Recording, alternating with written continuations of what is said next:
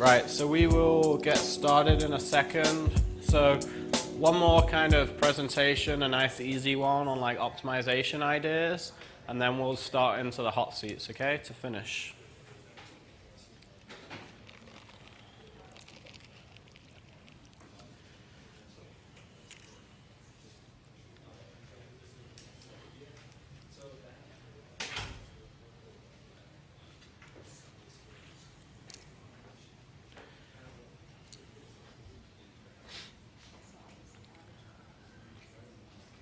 Can we pull up the next slide? Yep.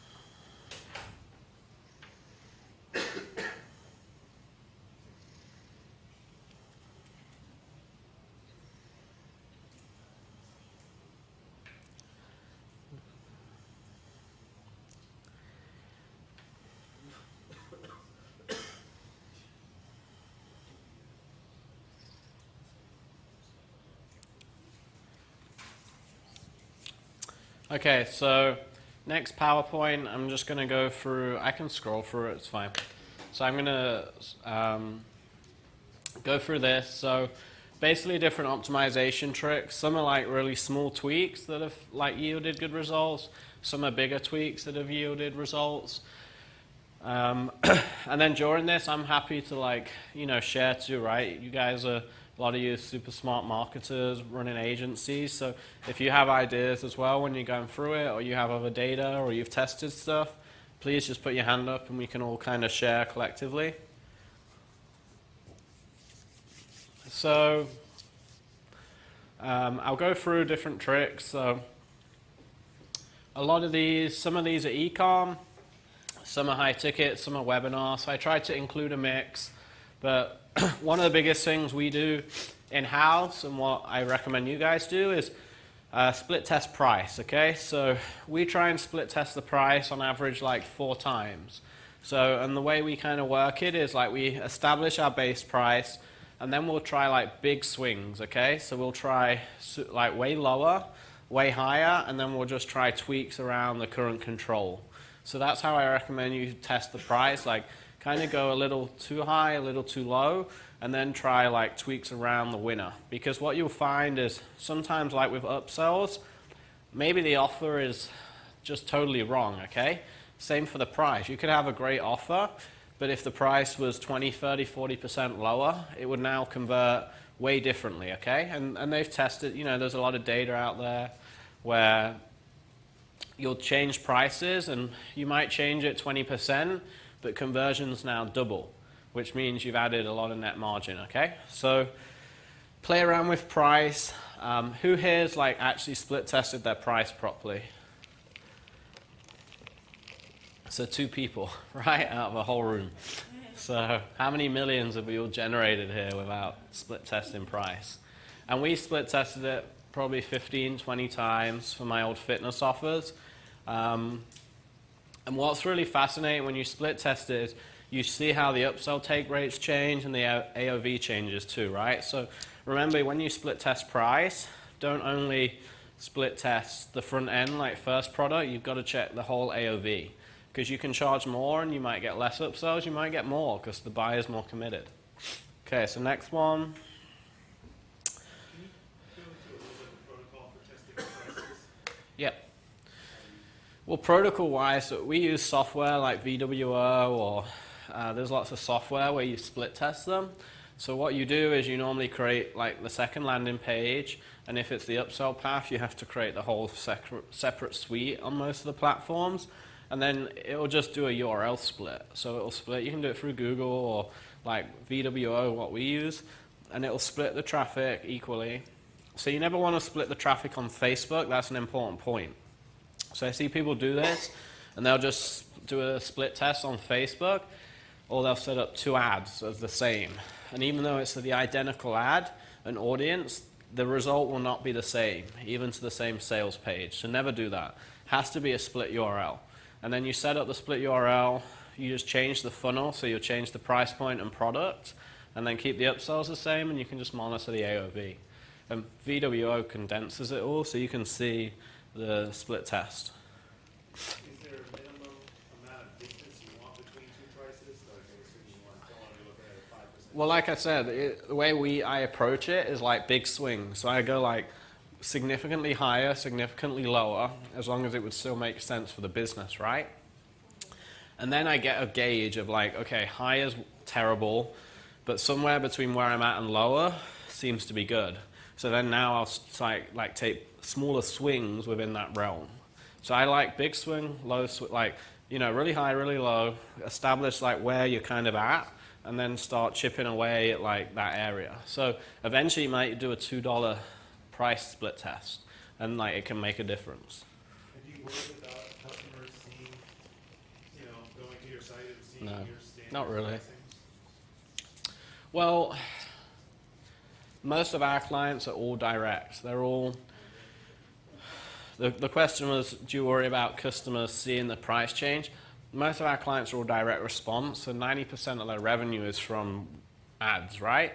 Yeah, if you're like a $100 million brand, it's harder, but we've worked with big 9-figure like brands that you'll find in Whole Foods and stuff, and the way we do that is we'll just test the funnel to cold traffic, and we'll eliminate any warm audiences to any pixel data email list. So most, like, you might get 1 or 2 hit it, right? But it's not going to cause a brand issue.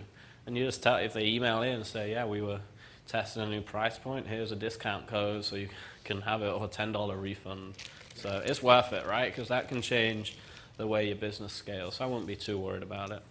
Just, yeah, don't run it to your buyers list, or like forget to remove them from the pixel, and now all your buyers are getting hit with a lower price point, because that will upset people. Any questions on this? Yep. I've always found that split testing in the bottom of the funnel is most effective. But what do you do when even the top of the funnel, and some clients I have, you know, that they just don't have enough bandwidth. They just don't have enough data. It's to hard. split test. Yeah. So what do you suggest there? I mean, you can't fix that, right? That's like you just fix with ad spend, I guess. Yeah, I mean, you fix it by having the funnel convert, so you can scale the ad spend and start split testing.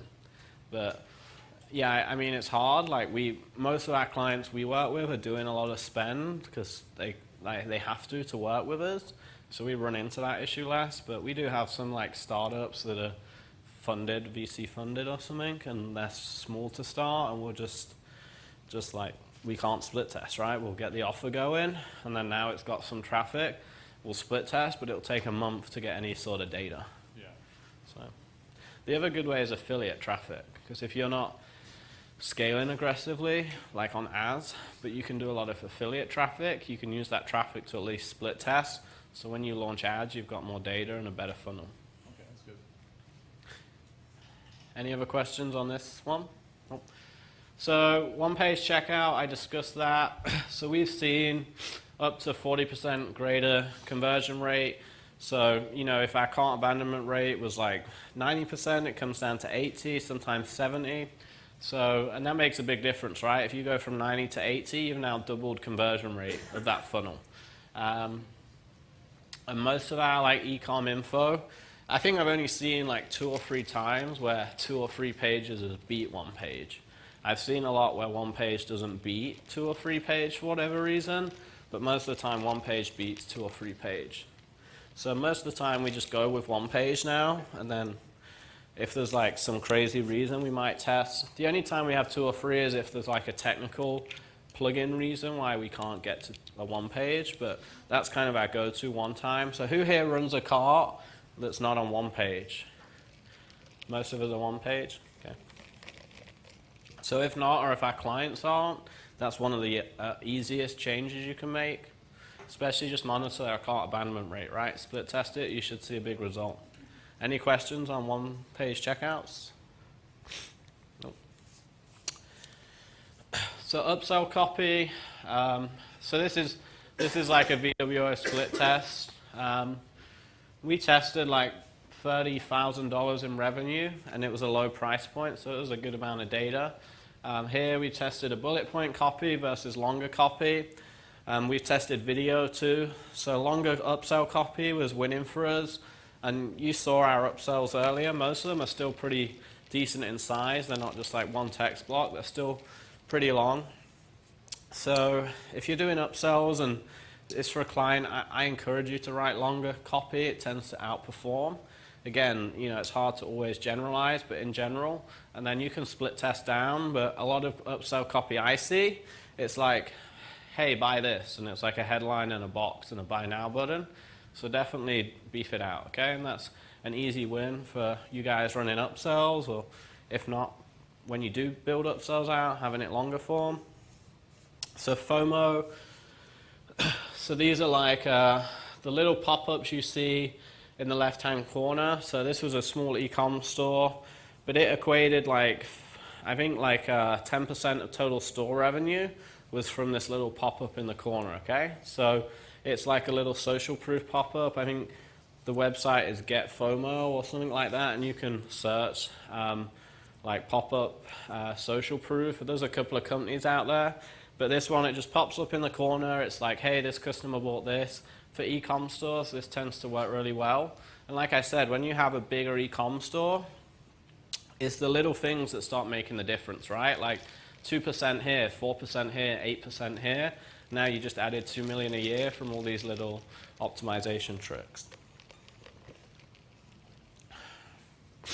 So sometimes too, when we find if we have an offer that like everything seems strong, but it's just not converting, we sometimes try switching it to a free trial that auto bills. Sometimes it doesn't even bill, right? So free trial with credit card and free trial without credit card. What we found is, you know, sometimes the offer's really strong, copy's strong, but the person just can't like understand how it works, right? So a weight loss plan, you know, it's a weight loss plan. It's a diet and a meal plan. But if you have like a software, you know, software SaaS, a lot of them do trials, right? Because you need to test it and feel it before you can buy. So if you have an offer not converting and everything seems strong, try adding a free trial to get people using it.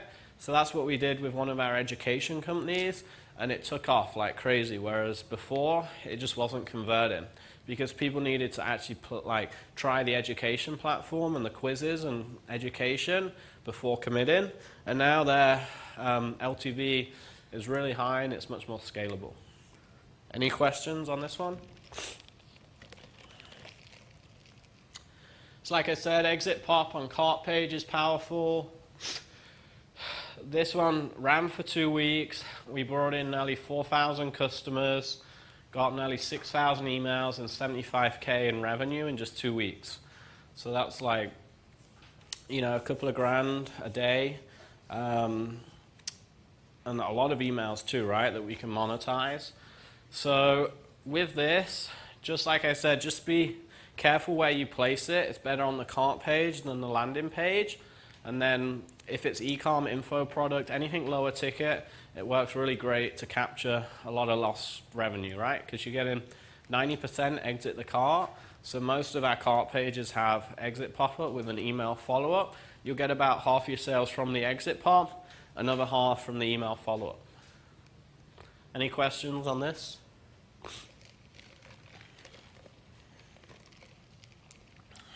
So this one, live chat. Who uses live chat on their store? 2 people, 3. So if you're a decent sized store or site, adding live chat's a no-brainer. You're going to add a lot of revenue. You can have a few staff like man it at different hours, just leaving it running. You know, this one we added 10K in 10 days, so it was adding $1,000 a day over a promo period. When we've ran them like evergreen for some companies, and they add a lot of revenue. So if you're, you know, getting decent site traffic, it's really a no-brainer to add this. You'll close a lot of sales just through live chat. So gift.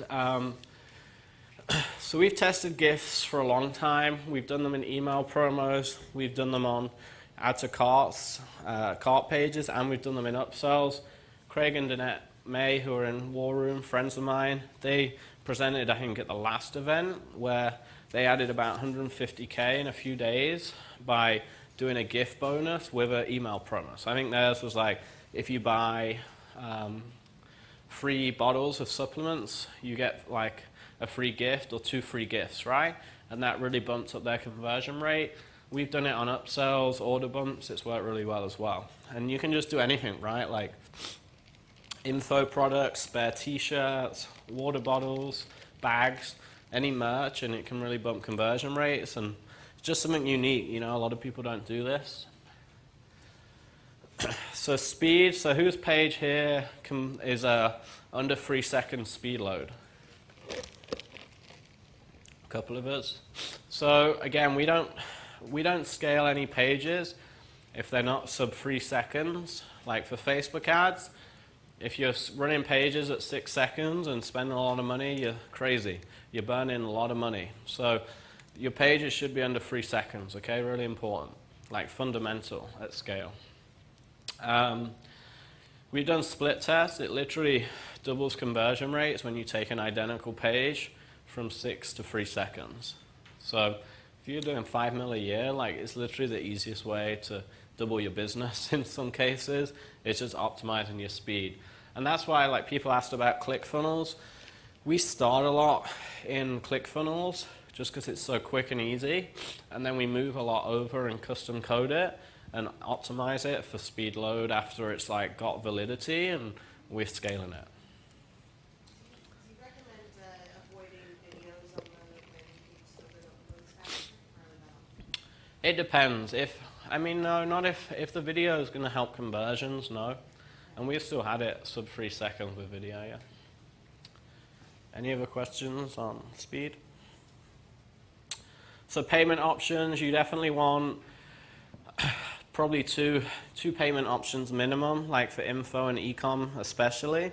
You know, if it's a 10 grand offer, then they're pretty sold. They're probably not going to not pay because you only had Stripe or credit card. But most of the time, at least cold traffic e-com, PayPal adds a lot, right? So we try and always run PayPal and credit card for all our lower ticket stuff. I mentioned this earlier, so Calendly. So actually play around with it, having them book the call before they go to application. A lot of people do application then Calendly. We flipped it, and it's been way better for most of our clients. So phone sales, so most of our e-com offers that are like pretty established, they'll add in phone sales and see a big jump, especially if the audience is older. If it's like a 50, 60, 70-year-old audience, phone sales really help conversion rate, and they actually boost the AOV because you're basically upselling them if the team's good on the phone, and you get a much bigger AOV.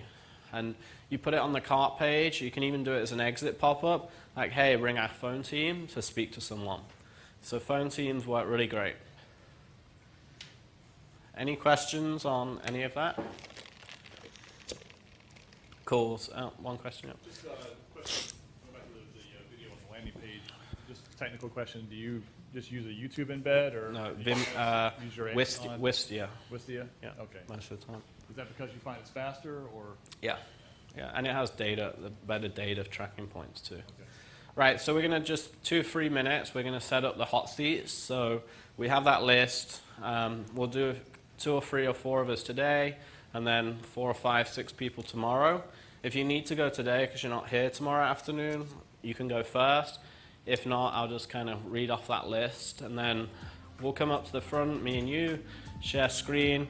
I'll draw any bits out on the whiteboard as needed, and we'll just spend 10, 15 minutes from there, and you guys can chip in too, right? If they have questions that you can maybe help with, feel free to add input.